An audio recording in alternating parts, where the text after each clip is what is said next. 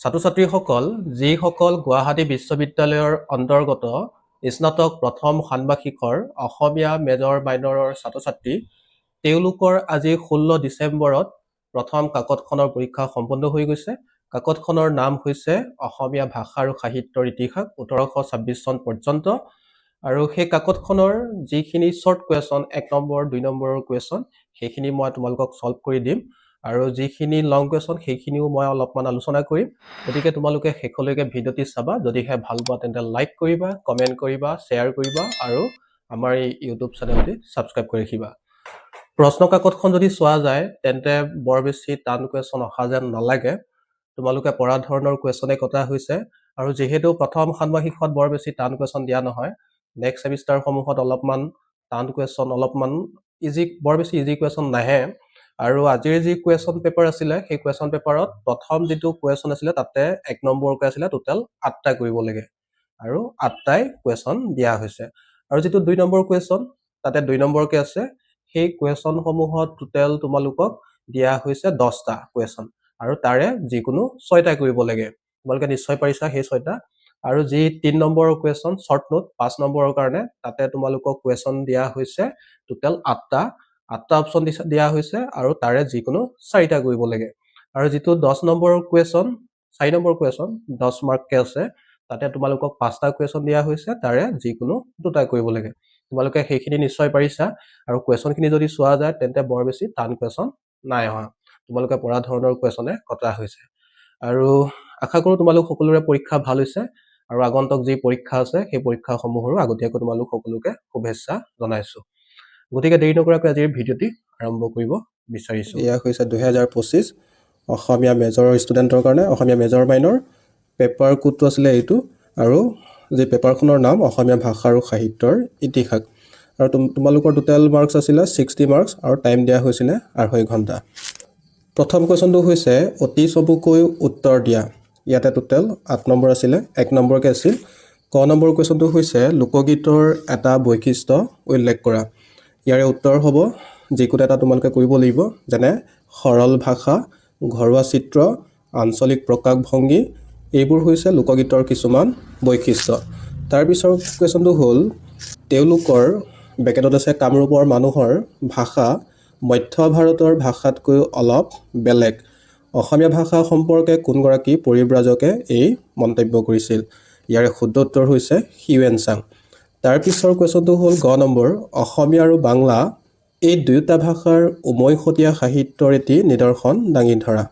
অৰ্থাৎ অসমীয়া আৰু বাংলা এই দুয়োটা ভাষাৰ উমৈহতীয়া সাহিত্য, তেওঁলোকে কোনবোৰ সাহিত্যক নিজৰ সাহিত্য হিচাপে তেওঁলোকে দাবী কৰে, সেই সাহিত্যসমূহ যেনে চৰ্যাপদ, শ্ৰীকৃষ্ণ কীৰ্তন। শ্ৰীকৃষ্ণ কীৰ্তনৰ ৰচক আছিল বধু চণ্ডীদাস আৰু এই বধু চণ্ডীদাসৰ শ্ৰীকৃষ্ণ কীৰ্তনখন বসন্ত ৰঞ্জন ৰায় বিদ্যাবল্লভে সম্পাদনা কৰিছিল। তাৰপিছৰ আন এটা অসমীয়া আৰু বাংলা এই দুয়োটা ভাষাৰ উমৈহতীয়া সাহিত্যৰ নিদৰ্শন হৈছে ৰামাই পণ্ডিতৰ শূন্য পুৰাণ আৰু সেই শূন্য পুৰাণৰ সম্পাদক আছিল নগেন্দ্ৰ নাৰায়ণ বসু। তাৰপিছৰ কুৱেশ্যনটো হ'ল কোনগৰাকী কবিক শংকৰদেৱে পূৰ্ব কবি অপ্ৰমাদী বুলি কৈছিল? ইয়াৰ শুদ্ধ উত্তৰ হৈছে প্ৰাক শংকৰী যুগৰ মাধৱ কন্দলিক। প্ৰাক শংকৰী যুগৰ মাধৱ কন্দলিক প্ৰাক শংকৰী যুগৰ কবিসকলৰ ভিতৰত আটাইতকৈ শ্ৰেষ্ঠ কবি বুলি কোৱা হয়। তাৰপিছৰ কুৱেশ্যনটো হ'ল ঙ নম্বৰ বৰ্তমান কীৰ্তন ঘোষাত সন্নিৱিষ্ট হৈ থকা খণ্ডসমূহ কোনে সংগ্ৰহ কৰি একত্ৰিত কৰিছিল? আমি জানো কীৰ্তন ঘোষা হৈছে মহাপুৰুষ শ্ৰীমন্ত শংকৰদেৱে ৰচনা কৰা আৰু শ্ৰীমন্ত শংকৰদেৱৰ সেই কীৰ্তন ঘোষা পুথিখন মাধৱদেৱৰ আজ্ঞা অনুসৰি ৰামচৰণ ঠাকুৰে সেই খণ্ডসমূহ সংগ্ৰহ কৰি একত্ৰিত কৰিছিল। ইয়াৰ পিছৰ কুৱেশ্যনটি হৈছে প্ৰথম 6 নম্বৰ অৰ্জুন ভঞ্জনক বাদ দি মাধৱদেৱৰ অন্য নাটখিনিক কি নামেৰে জনা যায়? আমি জানো অৰ্জুন ভঞ্জন হৈছে মহাপুৰুষ মাধৱদেৱে ৰচনা কৰা আৰু অৰ্জুন ভঞ্জনৰ আন এটা নাম হৈছে দধি মথন আৰু মহাপুৰুষ মাধৱদেৱৰ একমাত্ৰ নাটকখনৰ নামেই হৈছে অৰ্জুন ভঞ্জন বা দধি মথন আৰু বাকী ৰচনাসমূহক যমুৰা বুলি কোৱা হয়।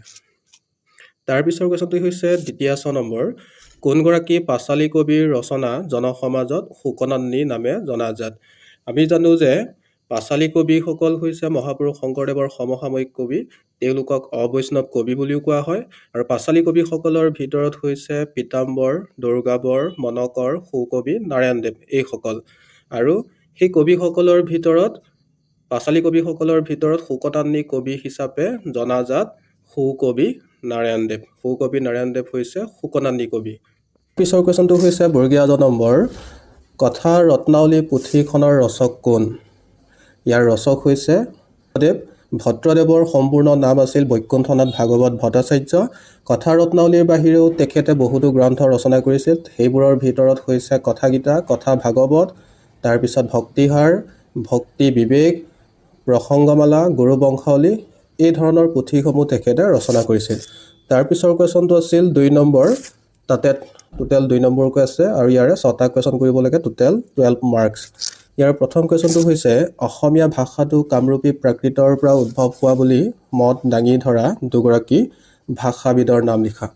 অৰ্থাৎ অসমীয়া ভাষাৰ উদ্ভৱ সম্পৰ্কে বিভিন্ন পণ্ডিতে বিভিন্ন মতামত দাঙি ধৰিছে।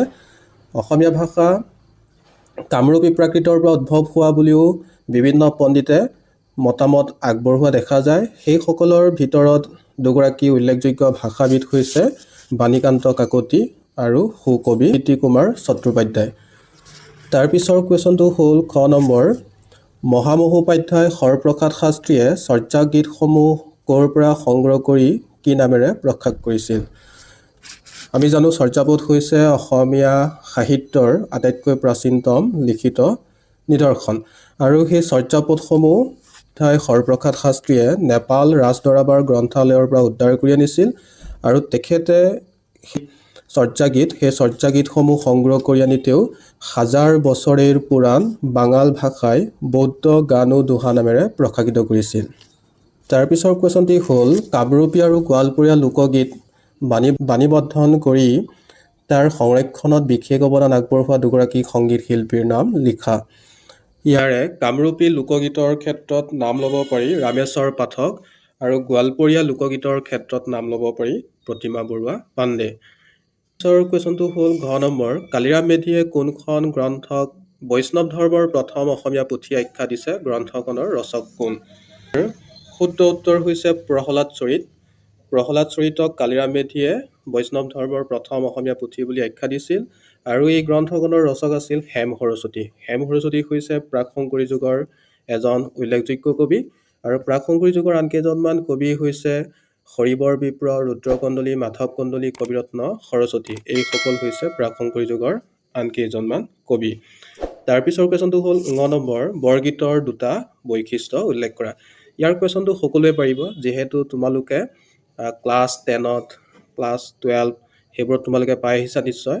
বৰগীতৰ বৈশিষ্ট্যসমূহৰ ভিতৰত যেনে শংকৰদেৱ আৰু মাধৱদেৱে ৰচনা কৰা গীতসমূহকে বৰগীত আখ্যা দিয়া হয়। তাৰপিছৰ 2 নম্বৰ হৈছে বৰগীতসমূহ ব্ৰজাৱলী ভাষাত ৰচিত। 3 নম্বৰ হৈছে বৰগীতসমূহ শাস্ত্ৰীয় ৰাগ তালযুক্ত গীত। এই বৈশিষ্ট্যসমূহৰ যিকোনো 2টা লিখিলেই হ'ল। আৰু বহুতো বৈশিষ্ট্য আছে, তাৰ ভিতৰত যদি তোমালোকে শুদ্ধকৈ লিখিব পাৰিছা তেন্তে ঠিকে আছে। কোনটো হ'ল প্ৰথম নম্বৰ, বধকাব্যৰ ৰচক কোন? তেওঁৰ দ্বাৰা ৰচিত অতি সৰল আৰু অতি জনপ্ৰিয় গ্ৰন্থখনৰ নাম কি? আমি জানো বধকাব্য হৈছে ৰাম সৰস্বতীৰ ৰচনা। তেখেতে বিভিন্ন বধকাব্য ৰচনা কৰিছিল আৰু সেইবোৰ অতি জনপ্ৰিয় আছিল। সেইবোৰৰ ভিতৰত আটাইতকৈ অতি জনপ্ৰিয় অতি সৰল গ্ৰন্থখনৰ নাম হৈছে ভীমচৰিত। তাৰপিছৰ কুৱেশ্যনটো হ'ল দ্বিতীয় নম্বৰ, শংকৰোত্তৰ কালৰ সাহিত্যত সংযোজিত হোৱা সাহিত্যৰ 2টা ধাৰাৰ নাম উল্লেখ কৰা। এতিয়া আমি জানো শংকৰোত্তৰ কাল হৈছে মধ্যযুগৰ অসমীয়া সাহিত্যৰ মধ্যযুগৰ এটা উল্লেখযোগ্য যুগ। আৰু অসমীয়া সাহিত্যৰ মধ্যযুগক আমি 3টা ভাগত ভাগ কৰোঁ। সেইকেইটা হৈছে প্ৰাক শংকৰী যুগ, শংকৰী যুগ আৰু শংকৰোত্তৰ যুগ। এতিয়া শংকৰোত্তৰ যুগ হৈছে মধ্যযুগৰ আটাইতকৈ শেষৰতম যুগ। আৰু শংকৰোত্তৰ কালৰ 2টা উল্লেখযোগ্য সাহিত্যৰ ধাৰা হৈছে চৰিত সাহিত্য আৰু বুৰঞ্জী সাহিত্য। সেই সময়তে বুৰঞ্জী সাহিত্য আৰু চৰিত সাহিত্য উল্লেখযোগ্য সাহিত্য ৰচিত হৈছিল।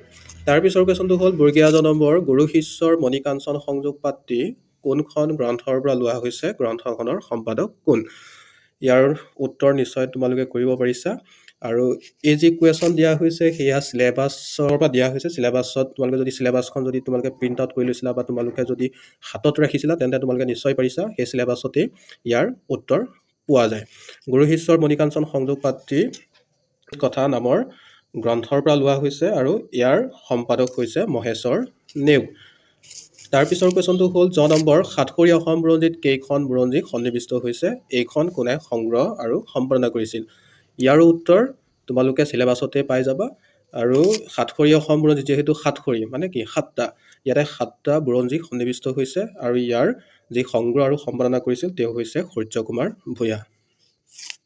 ইয়াৰ পিছৰ কুৱেশ্যনটো ২ নম্বৰৰ আটাইতকৈ শেষৰ কুৱেশ্যনটো হ'ল আহোম যুগত ৰচিত দুখন ব্যৱহাৰিক পুথিৰ নাম লিখা। ইয়াৰ ভিতৰত উল্লেখযোগ্য ব্যৱহাৰিক সাহিত্যৰ ভিতৰত যেনে বকুল কায়স্থৰ কিতাপত মঞ্জুৰী, জ্যোতিষ চূড়ামণি, শ্ৰীহস্ত মুক্তাৱলী, ঘোঁৰা নিদান, এইবোৰ হৈছে আহোম যুগত ৰচিত হোৱা কেইখনমান উল্লেখযোগ্য ব্যৱহাৰিক পুথি। তাৰপিছৰ কুৱেশ্যনটো হ'ল ৩ নম্বৰ, ইয়াতে ৫ নম্বৰকৈ আছে, টোটেল 4টা কৰিব লাগে, টোটেল 20 মাৰ্কছ। ক নম্বৰ কুৱেশ্যনটো হ'ল অসমীয়া ভাষা আৰু সাহিত্যৰ ইতিহাসত 1826 চনৰ গুৰুত্ব বৰ্ণনা কৰা। এতিয়া অসমীয়া ভাষা সাহিত্যৰ ইতিহাসত 1826 চনৰ গুৰুত্ব কেনেকুৱা?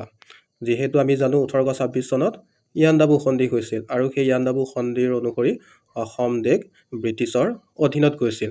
আৰু অসমীয়া ভাষা সাহিত্যৰ ইতিহাসত এই 1826 চনৰ যি ইয়াণ্ডাবু সন্ধি হৈছিল তাৰ ফলত কি হৈছিল, তাৰ গুৰুত্ব কেনেকুৱা, এই গোটেইখিনি কথা আমি ইয়াতে আলোচনা কৰিব লাগিব। তাৰপিছৰ কুৱেশ্যনটো হ'ল খ নম্বৰ, কানাই পাৰ কৰা সেই গীতটিৰ ভাৱাৰ্থ আৰু গীতটিত ব্যৱহৃত ভাষাৰ বিষয়ে চমুকৈ লিখা।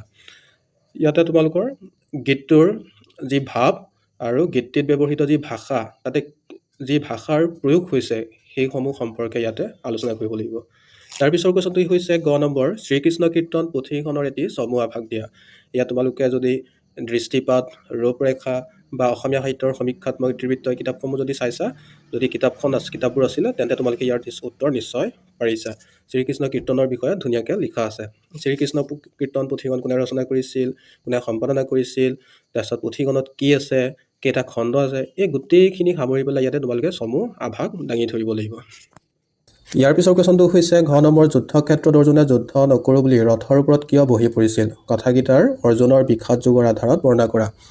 এতিয়া আমি যিটো কুৰুক্ষেত্ৰ যুদ্ধ আমি সেয়া নিশ্চয় জানো। কুৰুক্ষেত্ৰ যুদ্ধত অৰ্জুনে তেওঁ যুদ্ধ নকৰোঁ বুলি তেওঁ ত্যাগ কৰিছিল, কিয়নো তেওঁ যেতিয়া যুদ্ধ কৰিবলৈ আগবাঢ়িছে সেই সময়ত তেওঁ দেখা পাইছে যে তেওঁৰ বিপক্ষে যিসকল থিয় দিছে সেই সকলোবোৰ হৈছে তেওঁৰ আত্মীয় বা পৰিয়ালৰ মানুহ, যাৰ বাবে তেওঁ আত্মীয়সকলৰ বিৰুদ্ধে যুদ্ধ কৰি বা তেওঁলোকক হত্যা কৰি তেওঁ যদি ৰাজ্যও যদি পুনৰ লাভ কৰে তেন্তে সেয়া দুখৰহে কাৰণ হ'ব বুলি তেওঁ ভাবি লৈছিল, যাৰ বাবে তেওঁ সেই যুদ্ধ পৰিত্যাগ কৰিবলৈ উদ্যত হৈছিল। তাৰপিছৰ কুৱেশ্যনটো হৈছে ন নম্বৰ, বেউলাৰ নৃত্য পাঠটিত বেউলাৰ নৃত্য কুশলতা কিদৰে প্ৰকাশ পাইছে আলোচনা কৰা। অৰ্থাৎ বেউলাৰ নৃত্য এই পাঠটোত বেউলাই যি নৃত্য কৰিছিল আৰু তেওঁৰ যি নৃত্য কুশলতা আছিল, এই গোটেইখিনি কথা ইয়াতে তোমালোকে আলোচনা কৰিব লাগিব 5 নম্বৰৰ কাৰণে। পিছৰ কুৱেশ্যনটি হ'ল প্ৰথম 6 নম্বৰ, হস্তিবিদ্যাৰ নৱ পুথিখনত বৰ্ণিত মংগল হাতীৰ লক্ষণবোৰ কি কি আলোচনা কৰা। এতিয়া হস্তিবিদ্যাৰ নৱ হৈছে সুকুমাৰ বৰকাঠৰ ৰচনা কৰা।